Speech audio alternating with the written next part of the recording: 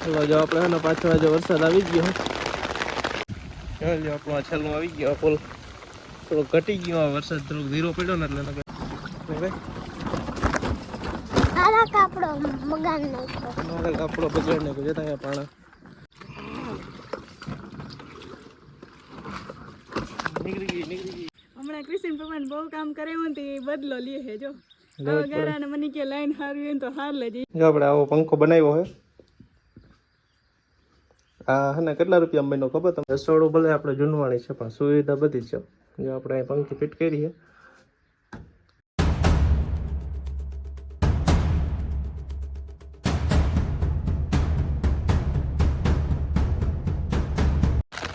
રામ રામ ડાયરા ને. ચલો જો આપણે હે ને પાછો આજે વરસાદ આવી ગયો.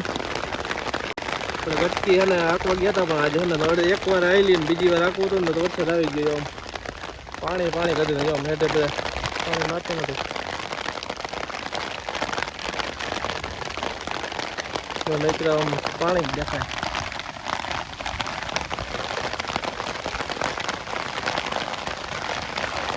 આજની જો પાડી નાખ્યું બધું પવન નાખતો હતો. જો આપણો આ છેલ્લો આવી ગયો પુલ થોડો ઘટી ગયો વરસાદ થોડો ધીરો પડ્યો ને એટલે જો અહીંયા પાણી વધી ગયું. પેલા જો ને જો આ બધું ને એનો વોટ દેખાય અહીંથી પહોંચ્યું હતું પાણી હવે ઘટી ગયું ટૂંકમાં એટલે અત્યારે એટલું જાય છે. હજી આમ અગાહી છે જો આમ આદરે છે ફૂલ એટલે હજી વધશે એવું લાગે વરસાદ. રામ રામ ડાયરા ને કેમ છો બધા મજામાં? કાલે હે ને વરસાદ હાવ ને ખોખા તોડ્યા હા. જોકે અહીંયા જ વરસાદ વધારે પડી ગયો અને વરસાદ જો એવો આવ્યો ને આમ બધો રસ્તા બસ્તા બધા ધોઈ રહ્યું. હા કૃષિભાઈ જાગને આપણે કૃષિભાઈને મૂકવા જવા ને તો આપણે રસ્તા બતાવી કેવા ધોવાઈ ગયા નહીં. જો રસ્તો જોજો હમણાં કેવો ધોવાઈ ગયો નહીં બતાવી રસ્તો દેખાડ્યો કૃષિભાઈ. પાણી પાણી હજી અહીં ધોવાનું બહુ નથી આગળ ધોવાનું આવશે થોડું.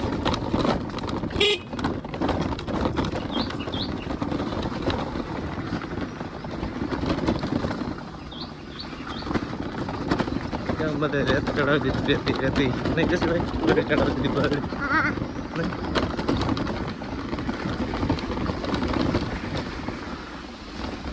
અહીં તો હજી પાણી વી નહીં કશે ભાઈ બધા બળ પર ચડાવી દીધી ઊંચો રાખવાનું ભાઈ દેખાડો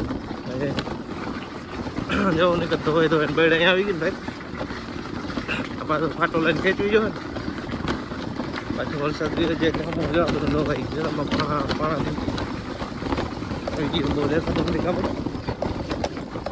tadi mana le kamu dan momen tidak lain jadi baik kita panah lagi ya baik આલા કાપડો બગાડ નાખ્યો. મારા કાપડો બગાડ નાખ્યો જતા અહીંયા પાણા સીપરું દેખાઈ ગયું. સીપરું ખબર છે પણ મારો કોઈ લઈ જાય આગળ એક જગ્યાએ તો હોય લાવી ગયો. બર્ડ ચડા દીધી નહીં તો જતા નાલી થઈ ગઈ ભાઈ જતા આડી નાલી થઈ ગઈ. કેવું ધોવાઈ ગયું જતા જતા જતા માન નીકળે. એક ગઈ ગઈ એક ગઈ પૂછી ગઈ.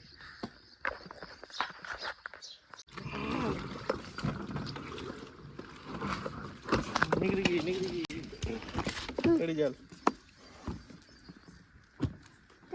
તમારા રાઉન્ડ કાઢતા આવડે અંગી જો ફોન પડી ના જાય. જો આપણે કટકીમાં હે ને હાથી હાકી નાખ્યું ખડ પાછું જો માંડ્યું જીવતું થાવ વરસાદ આવ્યો ને જો આપણે બીજી વાર આખું અહીંથી ચાલુ કર્યું હતું અહીં ચડાવી મેલું પછી હેઠે ને હેઠે વરસાદ આવી ગયો ને એટલે ભાઈ ગયા પછી ઘરે જ્યાં ખડ માંડ્યું જીવતું થાવ પાછું. બાકી તો જો આમાં હે ને આછું આછું માર્યું હતું ને અમુક જીવતું રહી ગયું અમુક પાટલામાં ઓછું ફાવ્યું હતું ને જો પાટલામાં વધારે દેખાય. એક દી વરસાદ ના આવ્યો ને તો બધું ખોડ સાફ થઈ જાય.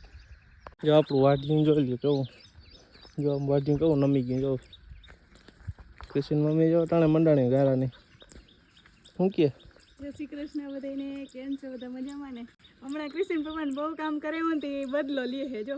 હવે ગારાને મને કે લાઈન હારવી હોય ને તો હાર લેજે. એમ રોગો એમ કહી દી, એમ ના કહે કે હાર લે, હારી નાખવાની. આપણે જો અહીં કેવી નડતી હતી, જોતા અહીં ખોડ થઈ ગયું હોય, હાથી નહોતું હાલતું, જો અહીં પડી હતી બધી લાઈનનો થપ્પો પડ્યો હતો કેદીનો. એટલે મેં કીધું હારીને ચોમાસામાં નવરી હોય ને નાખી દે સાઈડમાં. હા, એ કે મને બહુ કામ કરે હું તે હવે તારો વારો. અને પાછા ખબર પડે ને તારે એ કે નડતી હોય ને તો મને એમ નડતી નથી હાથીમાં. પાછા હાથી કેમ જાય મારે હાંકવાનું હોય. ભીડ થઈ જાય બધી ઘરે હારીને ઘરે ને આંબા ઉપર ખડકવાના છે.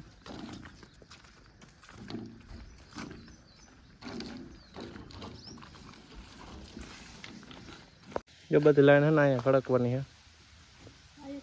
એ એક બાંધેલો એ નહીં નીકળે. હા, ઓલે ઠેવે બાંધેલો હા. આ પૈડા પણ મૂકી દે બધા.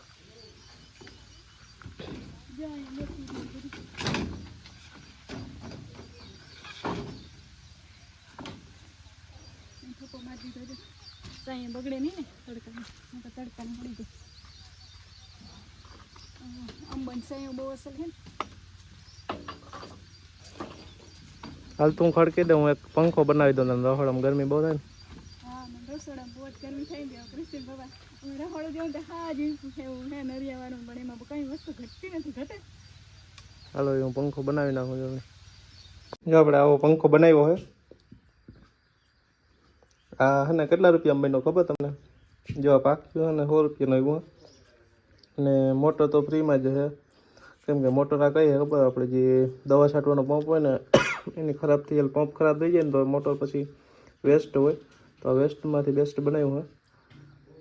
તો 100 રૂપિયાનો પાક્યો આવ્યો. અને એક ચાર્જર લગાવવું જોશે. એનું ચાર્જર ઉપર આવશે, અથવા તો બેટરી ઉપર પણ ચાલશે. ટૂંકમાં ટોટલ ખર્ચો 100 રૂપિયાનો જ આવે. પછી તમે ચાર્જર કે લગાવો છે, અથવા તો તમારી પાસે બેટરી હોય તો બેટરી ઉપર તો આ પંખો હાકી શકો. ડીસી મોટર છે. તો આવો બન્યો આપણે હે ને પછી ચાલુ કરીને બતાવશું તમને. રસોડામાં ને પંખો ફિટ કરી દીધો હે. આપણે બતાવીએ. રસોડું ભલે આપણે જૂનવાણી છે પણ સુવિધા બધી જ છે. જો આપણે અહીં પંખી ફિટ કરી છે. અહીં નીચે બેઠા એટલે ઠંડી હવા આવે. અત્યારે લાઇટ નથી એટલે આપણે હે ને ચાલુ કરીને નહીં બતાવી શકીએ. જો રીતના કંઈક ફરશે.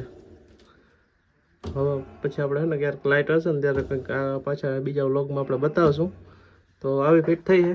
કેવી થઈ કોમેન્ટમાં જરાક જણાવજો. અને કંઈ આપણે હવે આમ સસ્તામાં જ બની જાય, ખાલી 100 રૂપિયામાં જ.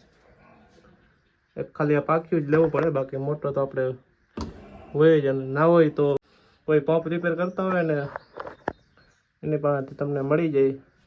એનો કંઈ ચાર્જ લેતા નથી, અથવા તો કોઈ લેતા હોય વધીને 50 રૂપિયા લઈએ તો 150 રૂપિયામાં તમારે આ પંખો બની જાય છે.